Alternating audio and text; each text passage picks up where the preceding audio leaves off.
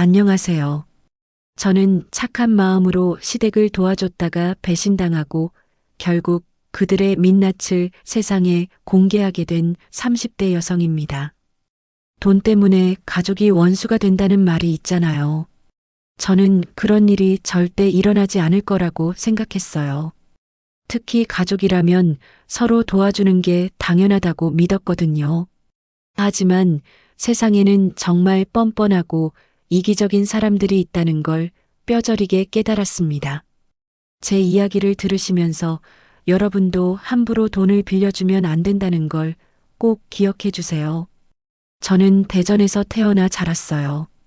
아빠는 중소기업에서 평생 성실하게 일하셨고, 엄마는 동네에서 작은 반찬 가게를 운영하셨죠.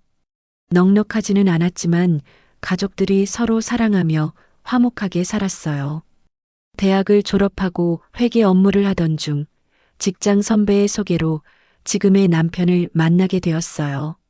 남편은 서울에서 중견기업 과장으로 일하고 있었고 성격도 차분하고 책임감이 강한 사람이었어요. 수진아, 우리 결혼하자. 남편의 프로포즈를 받고 정말 행복했어요.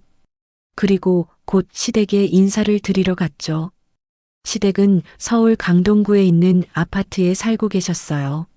시아버지는 작은 회사를 운영하시고 시어머니는 전업주부셨어요. 첫인상은 나쁘지 않았어요. 아, 이분이 준수가 데려온 그분이시구나. 안녕하세요. 안녕하세요. 김수진이라고 합니다. 우리 준수가 수진 씨 얘기 참 많이 하던데 정말 예쁘시네요. 시어머니는 다정하게 맞아주셨어요. 시아버지도 마찬가지였고요. 수진 씨는 어떤 일 하세요? 회계 업무를 하고 있어요. 아, 그렇구나. 요즘 여자들도 경제관념이 있어야 하는데 잘했네요. 분위기가 좋아서 안심했어요. 그리고 그날 시동생 민수도 만났죠. 민수는 남편보다 3살 어린 28살이었어요. 대학을 졸업하고 취업 준비를 하고 있다고 했어요. 형수님, 안녕하세요. 저는 이민수예요. 안녕하세요. 민수는 첫인상이 좀 가벼워 보였어요.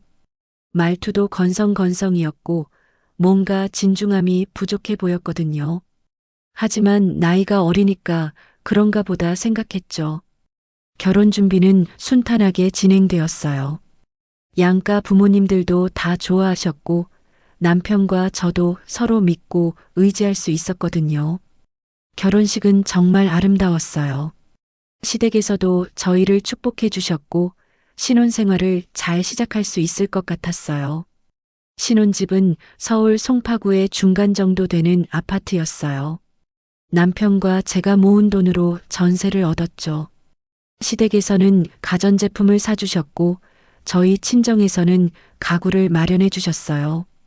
여보, 우리 정말 행복하게 살자. 그래, 수진아. 우리 평생 서로 사랑하며 살아가자. 신혼 초기에는 정말 행복했어요. 남편은 저를 정말 소중하게 대해줬고 시댁과의 관계도 나쁘지 않았어요. 주말마다 시댁에 인사를 드리러 갔는데 시어머니는 항상 맛있는 음식을 해주셨어요. 수진아, 이거 내가 좋아하는 갈비찜이야. 많이 먹어. 감사해요, 어머님. 시아버지도 저를 예뻐해 주셨어요. 우리 며느리가 참 착하고 예쁘다. 준수가 복이 많아서 이런 좋은 사람을 만났나 봐. 민수도 처음에는 저에게 잘했어요. 형수님, 이거 제가 좋아하는 과자인데 형수님도 드세요. 고마워, 민수야. 모든 게 평화로웠어요. 그때까지는 말이죠. 결혼한 지 1년 정도 되었을 때부터 민수에게 이상한 변화가 생기기 시작했어요. 취업이 안 되자 점점 성격이 날카로워지고 있었거든요. 요즘 취업이 왜 이렇게 안 돼? 정말 미치겠네. 민수야, 조급해하지 말고 천천히 해. 좋은 기회가 있을 거야. 남편이 위로해줘도 민수는 계속 불만이었어요. 형은 좋겠네. 이미 좋은 회사 다니고 결혼도 하고. 나는 언제 이런 삶을 살 수 있을까? 이런 말을 자주 하기 시작했어요. 처음에는 이해할 만하다고 생각했어요. 취업이 안 되니까 스트레스 받는 게 당연하잖아요. 하지만 점점 더 심해졌어요. 시댁에 갈 때마다 민수는 저를 은근히 견제하기 시작했어요. 형수님은 참 좋으시겠어요. 벌써 안정된 생활하시고, 민수야, 너도 곧 좋은 회사 들어갈 수 있을 거야. 언제요? 나는 언제까지 이렇게 백수로 살아야 하는 거예요? 이런 식으로 계속 불만을 표출했어요. 시부모님도 민수 때문에 걱정이 많으셨어요. 민수가 요즘 너무 예민해져서 걱정이야. 어머님, 취업 스트레스 때문일 거예요. 조금만 기다려 보세요. 그러던 중 드디어 민수가 취업에 성공했어요. 중소기업이었지만 그래도 정규직이었죠. 와, 민수야. 축하해. 고마워요, 형수님. 모든 가족이 기뻐했어요. 이제 민수도 안정될 거라고 생각했거든요. 하지만 문제는 그때부터 시작되었어요. 민수가 갑자기 여자친구를 사귀기 시작한 거예요. 그것도 아주 급작스럽게요. 어머니, 저 결혼하려고 해요. 뭐? 갑자기 결혼? 네, 제가 사귀는 여자가 있는데 결혼하고 싶어요. 시부모님은 깜짝 놀라셨어요. 민수가 여자친구가 있다는 얘기도 제대로 안 했었거든요. 그 여자가 누군데? 어떤 사람이야? 회사 동료예요. 정말 좋은 사람이에요. 민수는 여자친구 얘기를 할 때 정말 행복해 보였어요. 그래서 가족들도 축하해줬죠. 그럼 언제 한번 데려와서 소개시켜줘. 네, 곧 데려올게요. 며칠 후 민수가 여자친구를 데려왔어요. 이름은 지영이라고 했고, 나이는 26살이었어요. 첫인상은 나쁘지 않았어요. 안녕하세요, 박지영이라고 합니다. 어머, 정말 예쁘네. 안녕하세요. 시어머니도 지영이를 마음에 들어 하셨어요. 시아버지도 마찬가지였고요. 우리 민수가 좋은 사람 만났네. 언제 결혼할 거야? 내년 봄에 하려고 해요. 민수는 이미 모든 계획을 세워놓고 있었어요. 너무 성급한 것 같았지만 워낙 확신에 차 있어서 말릴 수도 없었어요. 그런데 문제가 생겼어요. 결혼 준비를 하면서 돈이 부족하다는 거였어요. 어머니, 결혼 준비하는데 돈이 좀 부족해요. 얼마나 부족한데? 5천만 원 정도요. 시부모님은 깜짝 놀라셨어요. 5천만 원이 적은 돈이 아니었거든요. 5천만 원? 그렇게 많이? 신혼집도 얻어야 하고 결혼식 비용도 있고 살림살이도 마련해야 하고 민수는 이것저것 계산해서 설명했어요. 하지만 시부모님도 당장 그 돈을 마련하기는 어려우셨어요. 아버지 회사 상황도 좋지 않고 우리도 여유가 없어서 시부모님이 난처해 하시는 모습을 보고 남편이 먼저 나섰어요. 민수야, 우리가 도와줄게. 정말요, 형? 응, 우리 적금 좀 깨고 대출도 좀 받아서 5천만 원 만들어줄게. 남편의 말에 민수는 정말 기뻐했어요. 형, 정말 고마워요. 꼭 갚을게요. 그래, 동생 결혼인데 당연히 도와줘야지. 저도 남편의 결정에 동의했어요. 가족인데 어려울 때 도와주는 게 당연하다고 생각했거든요. 하지만 속으로는 좀 걱정되긴 했어요. 5천만 원이 적은 돈이 아니었고 저희도 앞으로 집을 사야 하고 아이 계획도 있었거든요. 여보, 정말 괜찮을까? 괜찮아. 민수가 취업도 했으니까 차근차근 갚을 수 있을 거야. 남편은 확신에 차 있었어요. 그래서 저도 안심했죠. 결국 저희는 적금을 깨고 대출을 받아서 5천만 원을 마련했어요. 그리고 민수에게 빌려줬죠. 형, 형수님, 정말 고마워요. 평생 잊지 않을게요. 그래, 대신 약속한 대로 차근차근 갚아야 해. 당연하죠. 매달 100만 원씩 갚을게요. 4년이면 다 갚을 수 있어요. 민수는 정말 고마워했어요. 그리고 약속대로 갚겠다고 다짐했고요. 민수는 그 돈으로 결혼 준비를 시작했어요. 신혼집도 얻고 결혼식 준비도 하고 필요한 살림살이도 마련했어요. 결혼식은 정말 성대하게 치러졌어요. 호텔에서 하는 화려한 결혼식이었죠. 하객도 많이 왔고 음식도 좋았어요. 형수님 덕분에 이렇게 좋은 결혼식 할 수 있었어요. 정말 감사해요. 그래, 행복하게 잘 살아라. 저도 진심으로 축하해줬어요. 민수가 행복해 보여서 뿌듯했거든요. 하지만 문제는 결혼 후부터 시작되었어요. 민수가 약속한 대로 돈을 갚지 않기 시작한 거예요. 첫 달에는 100만 원을 갚았어요. 하지만 두 번째 달부터는 핑계를 대기 시작했어요. 형, 이번 달은 좀 어려워요. 지영이가 임신해서 병원비가 많이 들어가요. 그래, 그럼 임신 축하해. 그런데 돈은 언제 갚을 수 있을까? 다음 달에는 꼭 갚을게요. 하지만 다음 달에도 또 핑계였어요. 형, 지영이가 입덧이 심해서 회사를 쉬고 있어요. 그래서 생활비가 빠듯해요. 그래도 약속은 지켜야지. 알아요.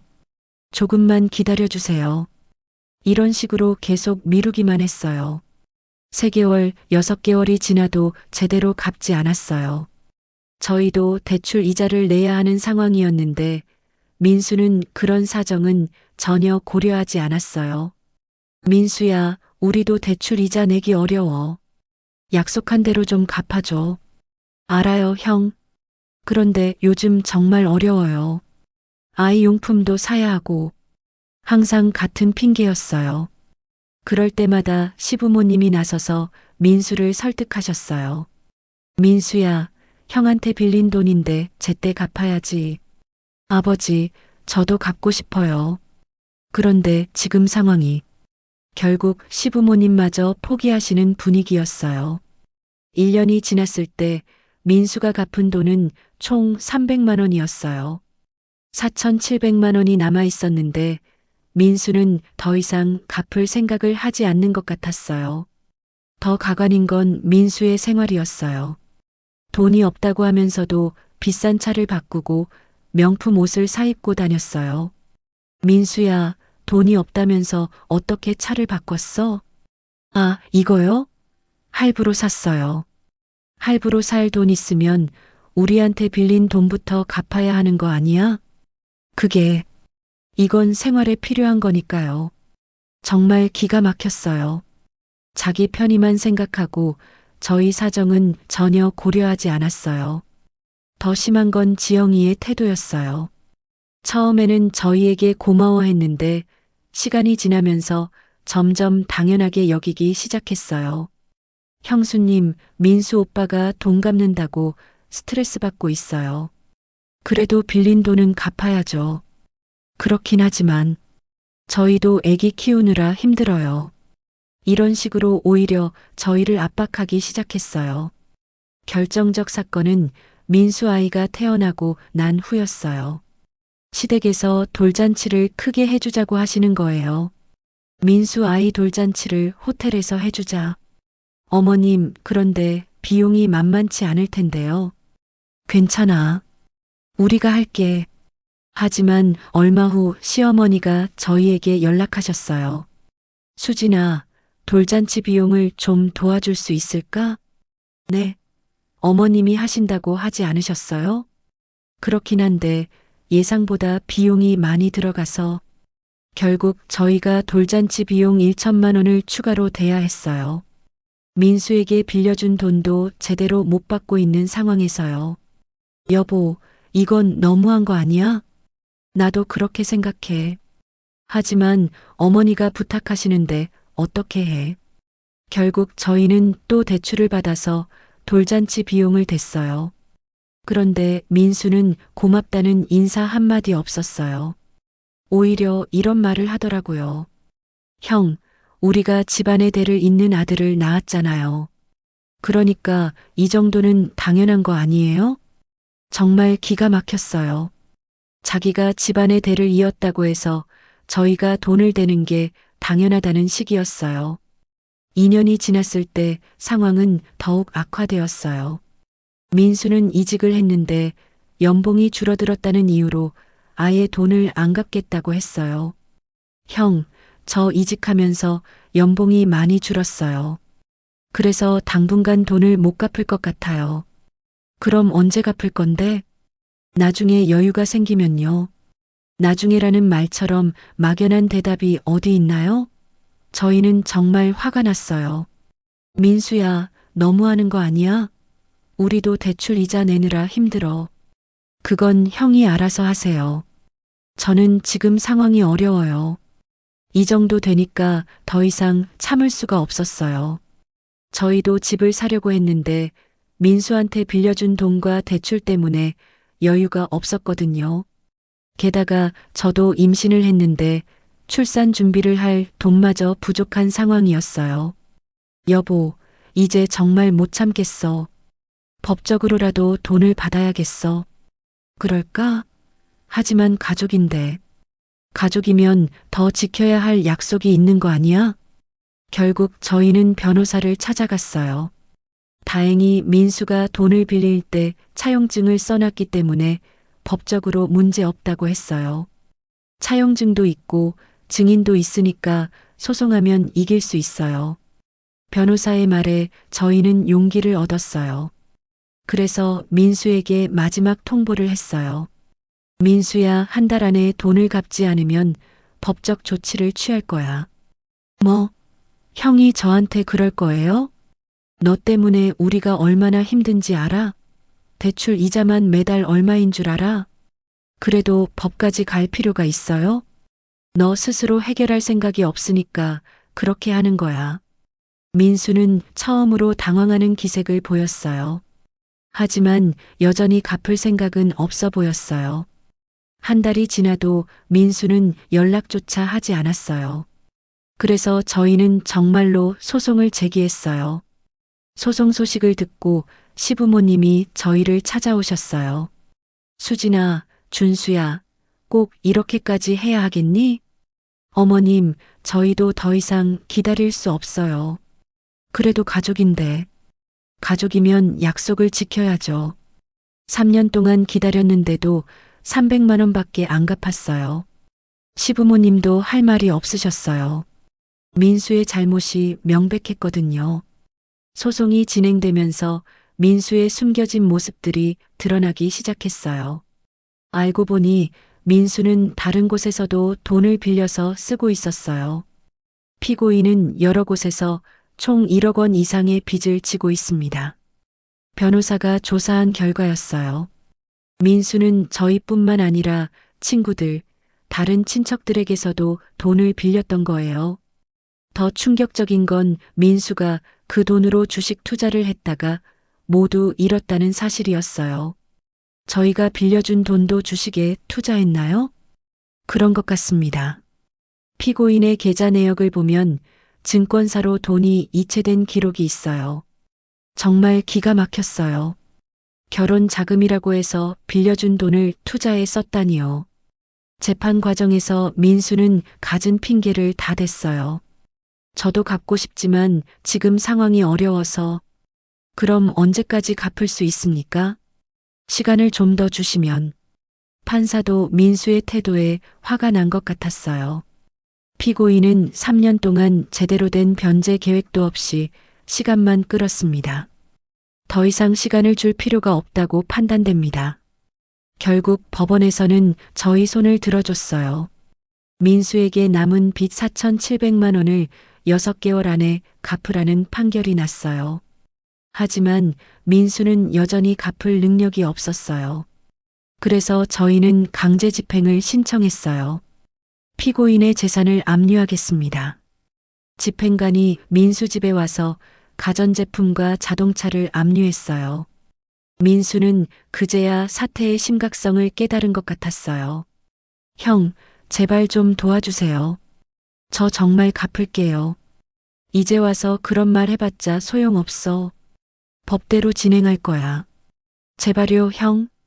저 아이도 있고 아내도 있어요. 우리도 아이 있어. 내가 그런 걸 고려했어야지. 민수는 결국 집을 팔아서 빚을 갚았어요. 그 과정에서 지영이와도 이혼을 했고요. 지영이는 아이를 데리고 친정으로 들어갔어요. 이제 됐죠? 다 갚았잖아요. 응, 고생했어. 하지만 저희 관계는 완전히 끝났어요. 가족이라는 이름으로 저희를 이용하려 했던 민수를 더 이상 믿을 수 없었거든요. 시부모님도 많이 상심하셨어요. 우리가 민수를 잘못 키웠나 봐. 어머님 잘못이 아니에요. 그래도 아들이 이런 짓을 하다니. 시부모님은 민수에게 정말 실망하셨어요. 그리고 저희에게는 더욱 미안해 하셨고요. 그 후 민수는 서울을 떠나 지방으로 내려갔어요. 새로 일자리를 구해서 혼자 살고 있다고 하더라고요. 가끔 시부모님을 통해 소식을 듣는데 여전히 힘들게 살고 있다고 해요. 하지만 저희는 더 이상 관심이 없어요. 저희는 그 일로 많은 걸 배웠어요. 아무리 가족이라도 돈 문제는 신중하게 접근해야 한다는 것, 그리고 약속을 지키지 않는 사람은 믿으면 안 된다는 것을요. 다행히 저희는 민수에게서 돈을 다 받을 수 있었어요. 비록 법적 절차를 거쳐야 했지만 결국 정의는 승리했죠. 그 돈으로 저희는 집도 샀고 아이도 무사히 낳았어요. 지금은 행복한 가정을 꾸리고 살고 있어요. 가끔 민수 생각이 날 때도 있어요. 처음에는 정말 착한 동생이라고 생각했었는데 돈 때문에 이렇게 관계가 틀어질 줄은 몰랐거든요. 시부모님은 아직도 민수 걱정을 많이 하세요. 민수가 요즘 어떻게 지내는지 모르겠어. 어머님, 민수도 이제 어른인데 알아서 잘 살 거예요. 그래도 내 아들인데. 부모 마음이야 이해하지만 저희는 더 이상 민수와 엮이고 싶지 않아요. 그런데 최근에 충격적인 소식을 들었어요. 민수가 또 다른 사람에게서 돈을 빌렸다가 문제가 생겼다는 거예요. 민수가 또 사기를 당했대. 시어머니가 전화로 말씀하셨어요. 뭐라고요? 어떤 사람한테 투자한다고 돈을 줬는데 그 사람이 도망갔대. 또 투자 사기였어요. 민수는 전혀 변하지 않은 거였죠. 이번에는 얼마나 잃었는데요? 2천만 원 정도라고 하네. 한숨이 나왔어요. 저희한테서 빌린 돈을 갚을 때 그렇게 힘들어 하더니 또 그런 일을 벌인 거예요. 어머님, 이번에는 저희가 도와드릴 수 없어요. 알아, 수진아. 너희한테 부탁하는 건 아니야. 그냥 안타까워서. 시어머니도 이제는 민수를 포기하신 것 같았어요. 며칠 후 민수에게서 직접 연락이 왔어요. 형, 저 큰일 났어요. 뭔 일인데? 사기를 당했어요. 돈을 빌려줄 수 있을까요? 정말 뻔뻔했어요. 그동안 저희한테 한 짓은 생각도 안 하고 또 돈을 빌려달라는 거예요. 민수야, 너 정신이 있는 거야? 형, 제발요. 이번만 도와주세요. 안 돼. 다시는 연락하지 마. 전화를 끊어버렸어요. 그 후로 민수는 계속 전화했지만 받지 않았어요. 나중에 들은 얘기로는 민수가 다른 친척들에게도 다 연락했다고 해요. 하지만 아무도 도와주지 않았죠. 모두 민수의 진짜 모습을 알게 된 거예요. 결국 민수는 개인회생을 신청했어요. 더 이상 빚을 감당할 수 없었던 거죠. 민수가 개인회생 신청했대. 그렇구나. 더 이상 놀랍지도 않았어요. 예상했던 일이었거든요. 지금 민수는 어떻게 살고 있는지 모르겠어요. 시부모님도 더 이상 민수 얘기를 잘 안 하세요.